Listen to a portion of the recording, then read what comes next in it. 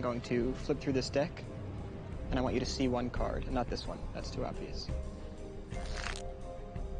That was too fast. I'll do it again.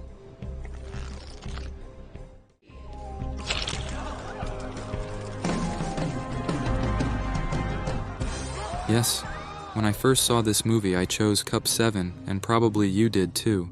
I was very surprised because I didn't know why at the beginning of the movie. It's a really interesting show, isn't it? That explains how easily a person can be manipulated. Manipulation is the process of using, controlling, or otherwise influencing others for one's own benefit. In this scene of Now You See Me, we, the audience, are manipulated into choosing that card in the first place. Each time the deck is shuffled, the card we are supposed to choose is shuffled in such a way that our brain perceives only that card, and naturally we choose that card. This is something similar to what a professional hypnotist does. For example, you see a hypnotherapist for treatment or for some other reason. Already at the beginning, he or she starts to impress you with his or her knowledgeable appearance, fluent diction, and body language. Then some suggestions will be given to you. These are direct and precise commands: sleep, wake up, close your eyes, or open them. This is where manipulation comes in. First with your mind and then with the suggestions, you start to accept what is being said. In fact, many people do not resist when they are told to go to sleep. They do as they are told, because they accept it as a stage of hypnosis. As you accept it, the mind approves it, and from that point on, even if you are not aware of it, the mind is under control and you cannot get up anymore. The important point here is that no one involved in hypnosis can make you do anything against your will, even though people like the famous television hypnotist Darren Brown claim otherwise. In any hypnosis session, nobody forces you to be in the room. You are in the room, and you are willing to accept whatever the hypnotist says. Most of the time we see in social media or television shows that a random person can easily be hypnotized and instantly go into a trance state, regardless of the environment, or so we think. Michael Heap, a clinical psychologist at the University of Sheffield, says, "It is true that people who are put on stage and hypnotized do so because they feel they have to behave in a certain way. In particular, people know exactly what is expected of them because they are in front of an audience. In fact, all they do is follow what the hypnotist tells them to do. They obey and submit to the authority, and sometimes these people are pre-selected and they are just good actors." Yes, these kinds of shows often lead people to think that hypnosis is a fantastic phenomenon of taking control of someone's mind and making them do what you want them to do. But that is absolutely not what hypnosis is. For example, even if I try to hypnotize you in this video and ask you to subscribe, you will not subscribe unless you already like your video and find it interesting. By the way, aside from the hypnosis part of the job, it would be super if you subscribe and like it. I'm very happy that I recently passed the 500 subscriber threshold, so thank you very much to everyone. I hope our channel will reach 1,000 subscribers in a short time. In fact, although the history of hypnotherapy is full of frauds, the practice of hypnosis can offer real benefits, from weight loss to pain management. If any of you have participated in a hypnotherapy session and found it to be beneficial, you can share your experience, and it is for this reason that modern medicine is beginning to take hypnosis seriously. A growing body of research supports these benefits of hypnosis. We must also understand that hypnosis is not always the solution to every problem. Just learning when hypnosis works, why it is effective, and how to use it can help you harness the power of your mind in perhaps the most difficult moments of your life. So, speaking of developing the technique of hypnosis, how long has the term and its application been known? Who first thought of controlling the human mind, and for what purposes was it used? Hypnosis is a technique that has been known and used for centuries. It was first used in ancient Egyptian and Greek times for spiritual and medical purposes. The foundations of modern hypnosis were laid by Franz Mesmer in the 18th century. Until then, people were almost more afraid of getting sick than dying, because there was no anesthesia, painful treatments, ineffective methods, and non-renewable healing techniques were like people's nightmare. But one thing was promising. A doctor named Mesmer claimed to have discovered a magnetic healing method using only his hands. After a while, the doctor's fame spread so far that even the Queen of France was among those he treated, or so everyone thought. After graduating from the University of Vienna Medical School, Franz Mesmer developed a keen interest in the fundamental forces of the universe.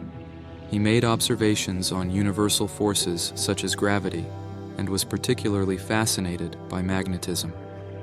The doctor believed that there was an invisible and mysterious force that affected people. He conducted research on vibrations and flows emanating from living things and published scientific papers on this subject. Convinced that the magnetic treatments he gave his patients with his hands were successful, he presented his findings to the French Academy of Sciences and the Royal Society of Medicine. However, he was repeatedly rejected. These rejections made him even more ambitious. Benjamin Franklin, the ambassador of France at the time and a scientist, organized a team to investigate Mesmer. As a result of the investigations, the commission labeled Mesmer a charlatan and asked him to leave the country. His statement suggested that Mesmer had done nothing more than manipulate people's imagination. As a result, Mesmer's work was branded as fraudulent. While this story did not end well, it was an important starting point for the emergence of modern hypnosis. By 1900, Sigmund Freud developed Mesmer's techniques and called hypnosis the second mind. Freud was trying to relax his patients and access their subconscious minds. According to him, all psychological disorders were based on childhood traumas. However, he also acknowledged that people can experience various problems not only in childhood, but at any period of their lives. Although Freud was criticized and discredited by his colleagues after his lectures, some learned a lot from both Freud and Mesmer and have continued to develop these techniques to this day. For example, a soldier selected from a group of people is hypnotized. While he is in a trance, he is given the suggestion that you no longer feel pain. After a few suggestions, in order to prove whether the hypnosis works or not, the soldier is given a lighter and asked to test himself. Interestingly, the soldier has no reaction to this test, which a normal person cannot withstand. The main aim here was that the soldiers should somehow be away from pain. So much so that the idea of creating a society of soldiers, devoid of pain in wars, even came to mind. It is not known whether they used the power of hypnosis at that time and afterwards, whether it really worked, but even imagining such a scenario is very frightening. In the 19th century, when James Braid, a Scottish surgeon, natural philosopher and scientist, set out to investigate this strange phenomenon, the term hypnosis began to be taken more seriously and gained credibility. When you are so absorbed that you lose track of time, you are probably in a trance. So hypnosis is a state that you have probably experienced before. You are so focused on an action that you hardly notice what is happening around you. But it's only in the movies that a hypnotist can make you do anything he wants and then erase those memories from your memory, because feeling or doing something in a hypnotic state happens because you choose to do it. Only at that moment you feel as if the other person is making you do it. In other words, you can liken the actions done in a trance state to the way we react with our real body to something we see in a dream. In fact, humans are not the only creatures that are hypnotized. These images show that some animals can be easily hypnotized with a number of methods. Whether it's a chicken or a crocodile, every creature has a way of being deprived of energy in some way, and these are all factors that make hypnosis even more interesting. Science generally considers hypnosis as a method of altering the state of consciousness of individuals by focusing their attention and making them more receptive to subconscious suggestions. Although some of its benefits have been confirmed, there are still many questions about its effectiveness and mechanisms, which is why hypnosis is considered controversial in the scientific community and an area that requires further research.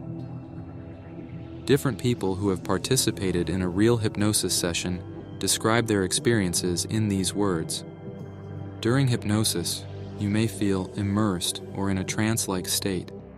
You are so focused that you can block out distractions around you. Despite their increased concentration, you feel calm and relaxed, and this is usually a very pleasant process. As you can see, the brain is really very complex. All our emotions, imagination, skills are hidden inside this closed box. There must be a key to this box. Who knows, maybe someone has actually found the key to this box. If you pay attention, today we are always under the influence of hypnosis. We are constantly being manipulated by the things that keep coming in front of us on television, on the internet, on social media. Maybe it's time to take control a bit more. Take care for now and see you in the next video.